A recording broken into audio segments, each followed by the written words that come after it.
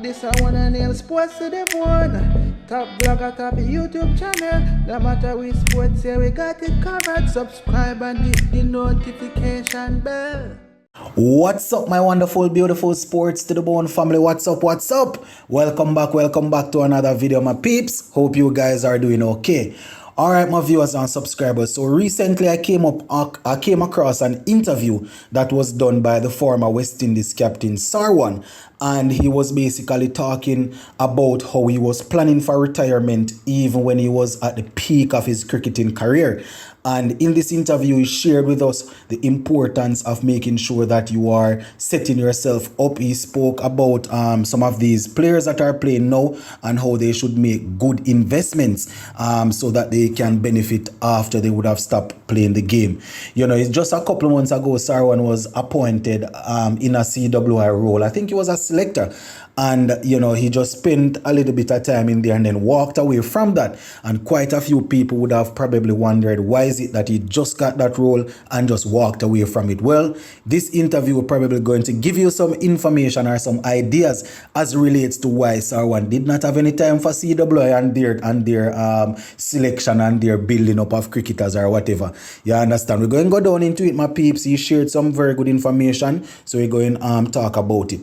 Now, it goes without saying, my peeps, it doesn't matter what type of athlete you are, you definitely need to plan for retirement. You could be a Zlatan, a Cristiano Ronaldo, or even a George Foreman that would have played, that would have boxed up into his mid-40s. It could be Tom Brady, who was, I think, 45 and just decided to come out of retirement. You still have to plan for some sort of retirement. And Sarwan would have, I don't want to say paved the way, but he's a good example to West Indies players how to transition from cricket into a businessman after cricket, so to speak.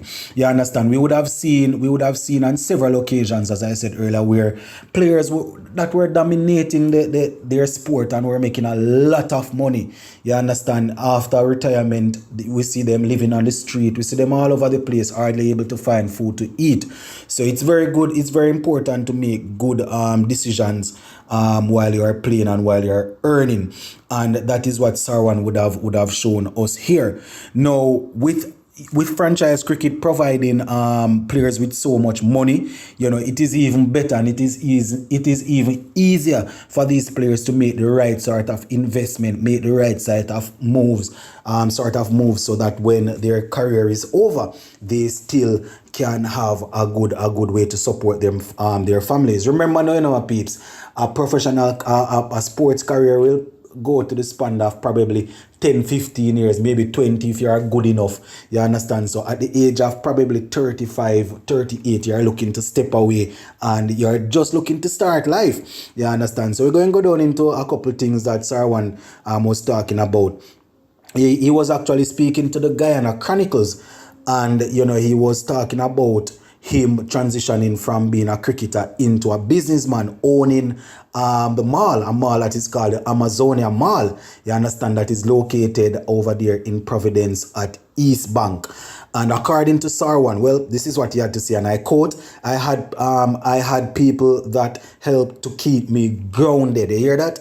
I had people that helped to keep me grounded from the moment I made my debut until when I went on to have, you know, such a good career, in quote. So that is what Sarwan is saying, my viewers and subscribers. And, you know, it goes without saying, quite a few of these youngsters these days, it's very difficult to speak to them, very hard to speak to them, much less to try and give them advice as it relates to what they should invest in and what they should do with their money and all of that. Well, Sarwan went on to say that, and I quote, most importantly, I am trying to set the best example for my kids. So even though he's doing all of this to make sure that he's securing himself and his family, he's trying to set an example to show his kids how they should work, you know. And he definitely went ahead and gave praises to his wife for really keeping the family down, you know, holding things down while he's traveling and taking care of business and all of that. You understand?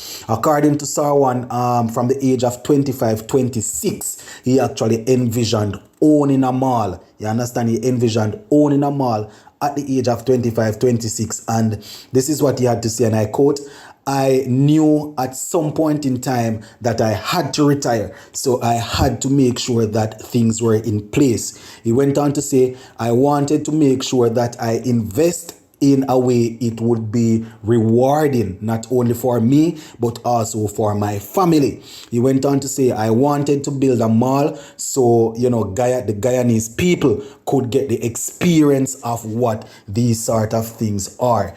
End quote. You understand? So it's very important, my piece. And I am just taking the time out to make this video because, as I said, quite a few of these youngsters, they are getting opportunity all over the world now to play in different leagues, and the money is coming fast. You understand? So we just want to make sure that we are encouraging the youngsters that, they are investing the right way.